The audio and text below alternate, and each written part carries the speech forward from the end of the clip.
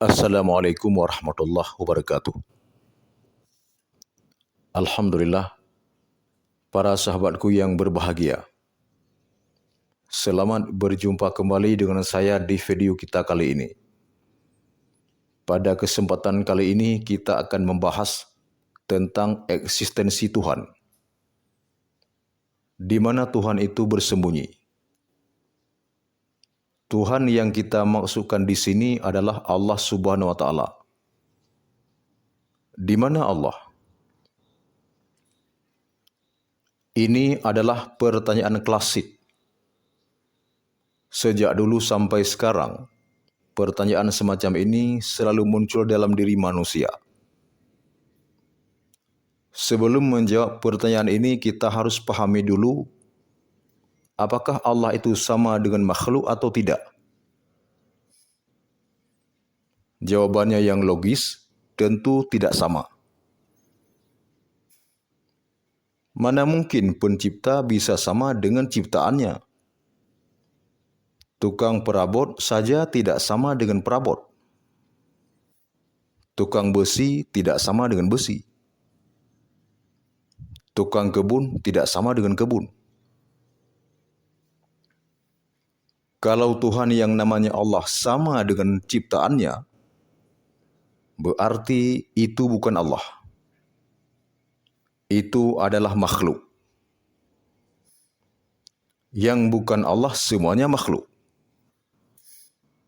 Sebab syarat untuk menjadi Tuhan adalah Tuhan itu harus absolut dan wajib bersifat mukhalafatuhu lil hawadith atau berbeda dengan makhluk. Tuhan itu wajib juga bersifat qiyamuhu binafsi, berdiri dengan sendirinya. Tidak butuh bantuan dari siapapun. Kalau begitu, pertanyaan di mana Allah itu cocok untuk makhluk. Karena makhluk itu benda dan butuh tempat. Bagi orang yang sudah benar-benar memahami Allah, tidak lagi bertanya di mana Allah. Karena Allah Subhanahu wa taala bukan makhluk dan tidak butuh tempat. Sebagian orang Islam ada yang meyakini bahwa Allah itu bertempat di atas arasy. Arasy itu makhluk. Memang secara arsitektual, dalam surat Taha ayat 5, Allah berfirman, Ar-Rahmanu 'alal 'arsy istawa. Allah Subhanahu wa taala bersemayam di atas arasy. Perlu kita ketahui, kandungan makna istawa itu tidak hanya bersemayam. Dalam bahasa Arab, istawa itu banyak sekali maknanya. Bisa bermakna menguasai, melindungi, memantau, dan lain-lain. Ayo kita main logika saja. Tidak usah pakai dalil dulu. Bila kita tanya pada orang yang mengatakan Allah itu di atas arasy, sebelum Allah menciptakan arasy, di mana Allah itu bersembunyi?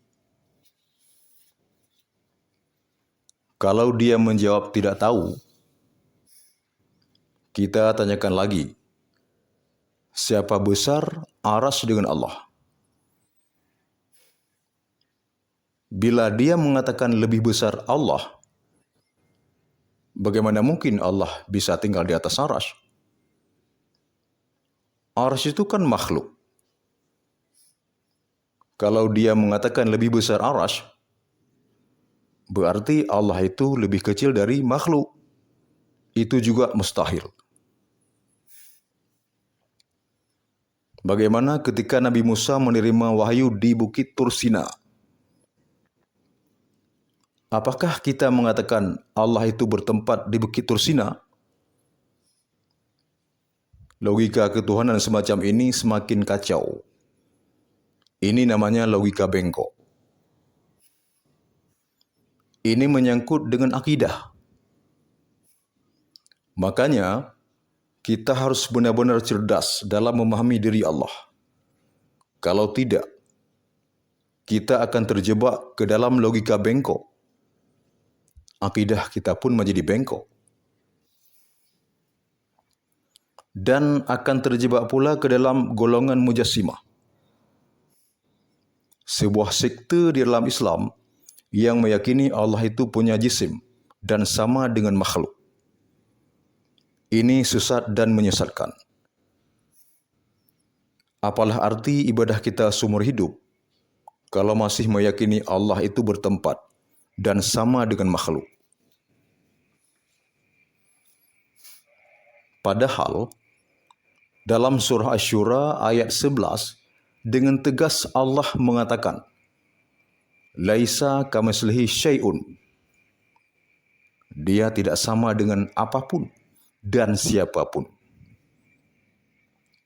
Secara tidak langsung, ayat ini sebenarnya menafikan pemahaman sebagian orang yang meyakini Allah itu bertempat dan sama dengan makhluk. Bila kita sudah memahami ini dengan benar, kita tidak perlu lagi bertanya di mana Tuhan itu bersembunyi atau di mana Allah. Sebab pemahaman kita tentang Allah sudah benar-benar tahu. Sesuatu yang kita tahu dengan benar bersumber dari sebuah pemahaman yang benar. Kalau begitu, siapa saja yang masih bertanya di mana Allah, berarti dia belum benar-benar mengenal Allah. Sedangkan mengenal Allah adalah puncak dari segala ilmu. Mudah-mudahan Allah Subhanahu wa taala selalu membimbing kita agar pemahaman kita kepadanya benar-benar lurus atau tidak sesat. Demikian, semoga bermanfaat. Assalamualaikum warahmatullahi wabarakatuh.